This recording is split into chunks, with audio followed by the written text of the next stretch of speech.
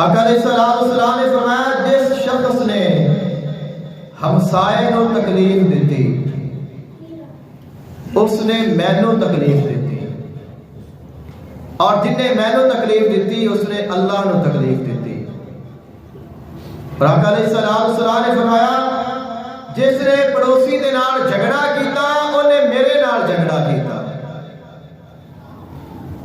تو خیال کرو اساں تو چھوٹی چھوٹی گل لڑائی پائی رکھنے اور ساڑیاں تو مکدیاں ہی نہیں، لیکن سانو پتہ نہیں بھی ساڑیاں لڑائیاں کتنے تک جا رہی ہیں، اور انہاں لڑائیاں دا اثر جو ہے وہ کہاں تک پہنچ رہا ہے، کیونکہ سانو پتہ ہی نہیں، اسی کدے سوچیا ہی نہیں، کدے احساس ہی نہیں کیتا۔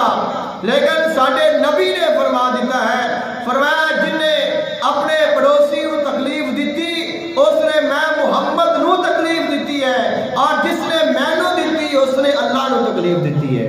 تو جڑا اللہ نو بھی تکلیف دیتا پیا، اللہ دے محبوب نو بھی تکلیف دیتا پیا ہے، پھر کیا اللہ دے رسولوں تے راضی ہو جائے گا؟ تو انہاں راضی ادو ہی ہونا ہے جدو اسی انہاں نو سکون دیاں گے، جدو اسی کوئی ایسا کام کران گے کہ جس دے نال اللہ بھی راضی ہوئے اور اللہ دا محبوب بھی راضی ہو جائے۔ تو انہاں کماں وچ ایک کم بھی ہے کہ اسی اپنے پڑوسیاں نو خوش رکھیے، انہاں نو پریشان نہ کریے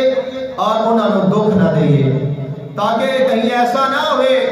کہ سانو کل قیامت نو اپنے نبی دے سامنے شرمندہ ہونا پڑے۔